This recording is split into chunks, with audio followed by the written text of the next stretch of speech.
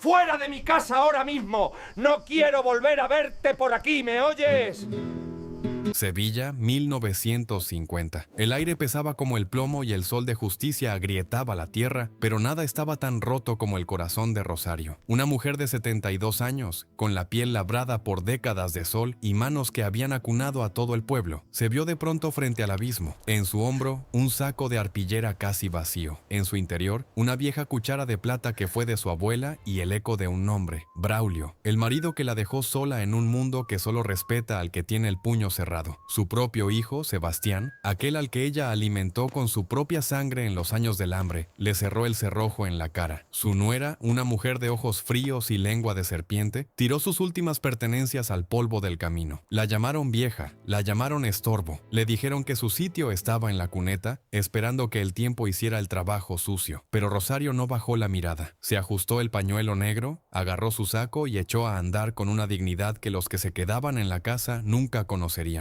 Se dirigió al único lugar que nadie, ni el más ambicioso de los terratenientes, se atrevía a reclamar: la Arboleda Muerta, un paraje maldito donde un incendio voraz, años atrás, había devorado hasta la última brizna de esperanza, dejando solo troncos carbonizados que parecían dedos negros suplicando al cielo. Todos en el pueblo, desde el balcón de la envidia, se rieron a carcajadas. La vieja Rosario ha perdido el juicio, decían mientras bebían vino fresco. Va a construir un palacio de carbón para reinar sobre las hormigas. No sabían que lo que Rosario encontraría bajo los estratos de ceniza negra estaba a punto de cambiar la historia de Sevilla y de poner de rodillas a quienes la humillaron. Esta historia te va a demostrar que incluso del fuego más devastador puede nacer la justicia más implacable. Si crees que el respeto a una madre es sagrado, suscríbete, déjame tu like y dime desde qué rincón del mundo nos estás escuchando. Rosario llegó a la arboleda cuando el cielo se teñía de un rojo sangre. El silencio era absoluto, un silencio que olía a humo viejo y a sueños calcinados. Se arrodilló sobre el manto negro que cubría el suelo, hundió sus dedos en la tierra tibia y sollozó. Pero sus lágrimas no eran de derrota, eran la humedad que la tierra necesitaba para reconocer a su verdadera dueña. Esa primera noche la pasó bajo el esqueleto de un roble centenario, envuelta en su saco, escuchando cómo los lobos lejanos le daban la bienvenida a su nuevo hogar. Al amanecer, Rosario no se levantó para mendigar, se levantó para crear. Sin más herramientas que sus manos nudosas y una voluntad de acero, empezó a limpiar el terreno. Descubrió algo que los ingenieros ignoraban. La madera quemada, endurecida por las llamas, era más resistente que la piedra de las canteras. Empezó a recoger los troncos carbonizados, seleccionando los que el fuego había forjado como vigas de hierro. Inventó su propia ciencia. Mezcló la ceniza blanca con arcilla roja del arroyo seco y un poco de leche de cabra que una vecina compadecida le dejaba a escondidas. El resultado fue un cemento negro, denso y brillante, que pegaba los troncos con una fuerza que parecía brujería. Rosario no construía una choza, estaba esculpiendo un refugio contra el olvido. Trabajaba desde que el primer rayo de luz hería los montes hasta que la luna bañaba de plata su silueta negra. Mientras tanto, en el pueblo, las risas seguían. Sebastián y su mujer pasaban con su carro cerca del lindero solo para gritarle insultos. ¿Cómo va el castillo de Hollín, madre? ¿Ya ha invitado a los fantasmas a cenar? Rosario no contestaba. Seguía colocando tronco sobre tronco, sellando cada grieta con su mezcla de ceniza, hasta que una estructura sólida, oscura y majestuosa empezó a elevarse entre los árboles muertos. La casa no tenía ventanas hacia el pueblo. Rosario no quería volver a ver la cara de la traición. Fue una tarde de noviembre cuando el frío empezaba a morder los huesos, cuando la pala de Rosario golpeó algo que no sonó a raíz ni a piedra. Fue un sonido metálico, un eco seco que subió por el brazo de la anciana como una corriente eléctrica. Dejó de respirar, apartó la tierra y la ceniza con un frenesí que no parecía propio de su edad. Allí, enterrado bajo las raíces de lo que fue el árbol más grande de la arboleda, apareció un cofre de hierro forjado, envuelto en cadenas oxidadas y sellado con cera roja. Con el corazón martilleando contra sus costillas, Rosario usó su cuchara de plata para romper el sello. No buscaba oro, aunque lo que encontró era mucho más valioso. Dentro del cofre, protegidos por capas de cuero engrasado, estaban los testamentos originales de su marido Braulio y una serie serie de escrituras notariales ocultas durante décadas. Braulio, sabiendo que su hijo era un hombre de alma pequeña, había escondido la verdad. La arboleda muerta no era un terreno baldío. Bajo esa capa de muerte corría el acuífero más puro de toda la provincia, un manantial subterráneo que nunca se secaba. Y lo más importante, la escritura probaba que Sebastián había falsificado la firma de su padre para quedarse con la casa del pueblo, cuando en realidad, por ley de sangre y papel, todo pertenecía a Rosario, incluyendo las tierras de cultivo que Sebastián ahora explotaba. Rosario sostuvo los papeles contra su pecho y miró al cielo. No sintió odio, sintió paz. Pero no fue a la ciudad a buscar jueces. Guardó el secreto en su casa negra, en su fortaleza de ceniza. Usó el conocimiento de los planos para excavar, centímetro a centímetro, en el lugar exacto. Y una noche, el milagro brotó.